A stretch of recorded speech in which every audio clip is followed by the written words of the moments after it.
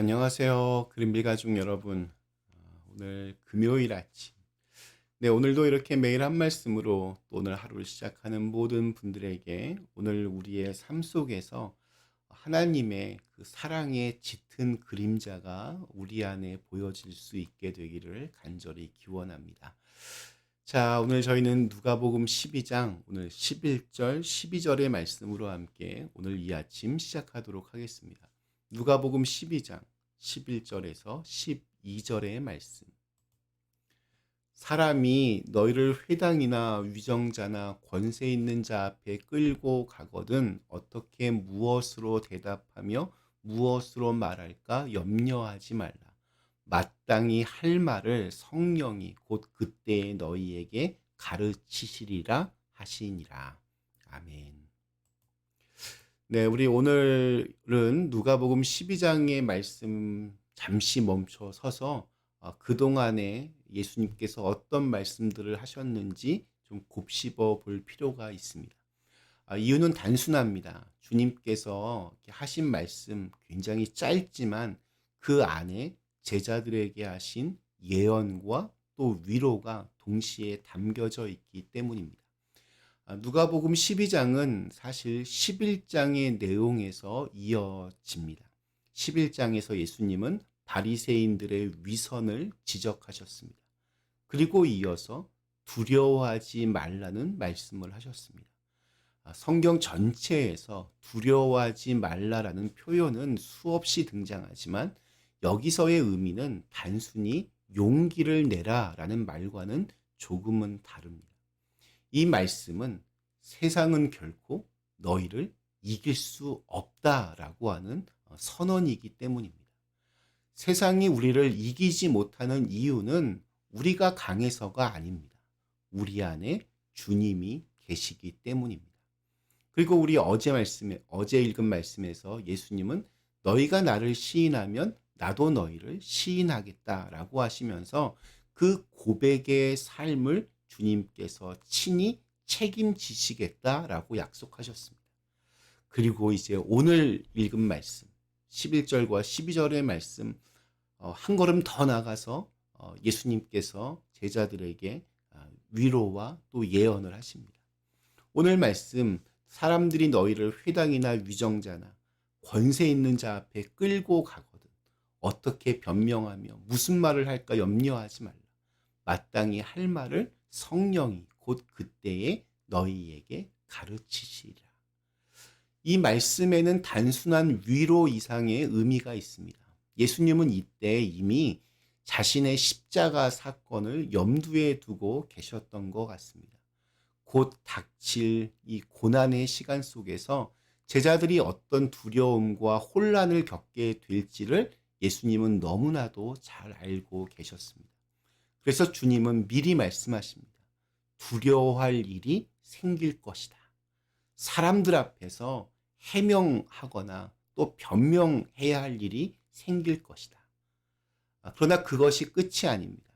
그때 너희가 해야 할 일은 단 하나, 두려워하지 말라는 겁니다. 예수님은 아주 현실적인 예를 듭니다.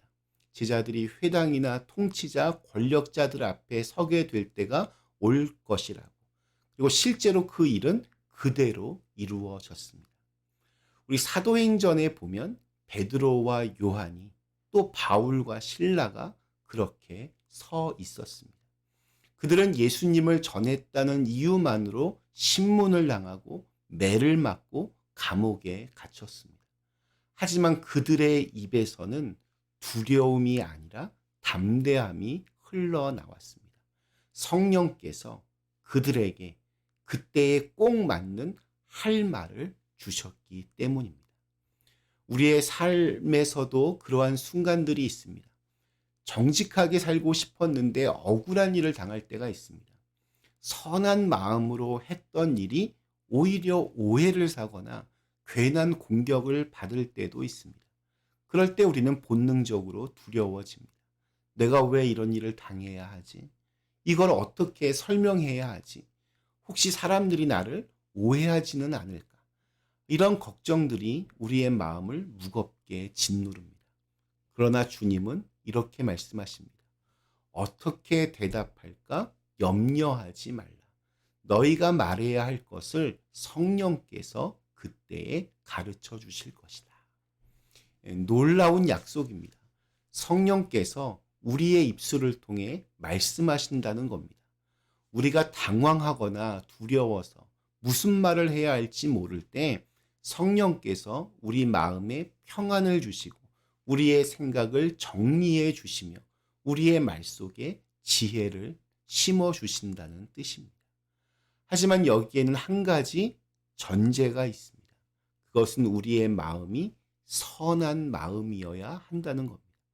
주님은 네가 선한 마음을 품고 있으면 된다라고 하십니다. 그 마음이 진실하다면 네가 해명하지 않아도, 네가 억울함을 풀어내지 않아도 성령께서 알아서 일하신다는 겁니다.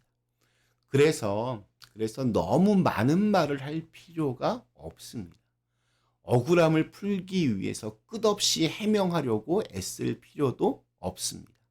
내 마음이 진실하고 주님 앞에서 정직했다면 성령께서 친히 변호해 주십니다.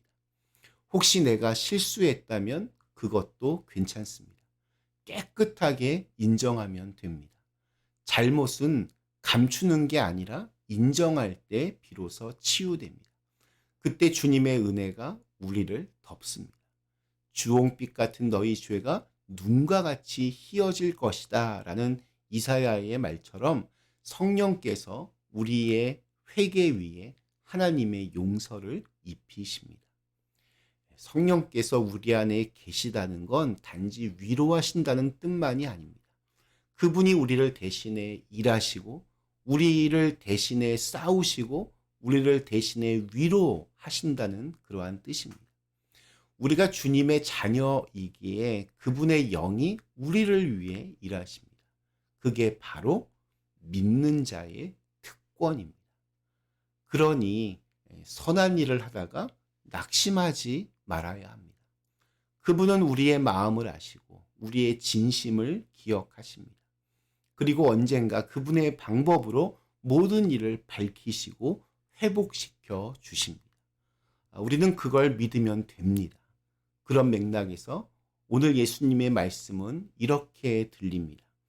너무 걱정하지 말아라. 네가 준비하지 않아도 된다. 내가 네 안에서 일할 것이다. 성령께서 우리를 대신해 말씀하시고 대신 싸워주시며 대신 일하신다는 이 약속은 정말로 위로가 됩니다. 그래서 우리가 해야 할 일은 한 가지뿐입니다. 선한 마음을 지키는 것. 사람들이 나를 오해하더라도 또 나를 오해로 공격하더라도 세상이 불공평하더라도 그 마음 하나만은 놓치지 않는 것. 그 선한 마음 위에 성령께서 일하십니다. 오늘 우리에게 주신 하루 억울한 좀 일을 당하더라도 그런 마음이 들더라도 너무 많은 말을 하지 말고 변명보다 기도를 선택하며 성령께서 나를 대신해서 일하시리라는 믿음으로 그렇게 하루를 걸어가실 수 있기를 기원합니다. 선한 마음, 선한 미소를 잃지 마시고 보이지 않는 곳에서 모든 것들을 선으로 바꾸시는 주님을 신뢰하는 그런 복된 날 되시기를 간절히 기원합니다. 잠시 함께 기도하겠습니다. 거룩하신 하나님, 저희로 하여금 선한 마음 잃지 않게 하여 주시옵소서. 예수님을 사랑하는 마음 잃지 않게 하여 주시옵소서. 그래서 때때로 참 힘든 일을 경험하고 또 오해를 받고 공격을 당하더라도 성령께서 우리를 위해 일하시리라는 그 믿음을 가지고 기도하면서 담담하게 우리의 그 고난들을 믿음으로 이겨낼 수 있도록 역사하여 주시옵소서. 예수님의 이름으로 간절히 기도드리옵나이다. 아멘.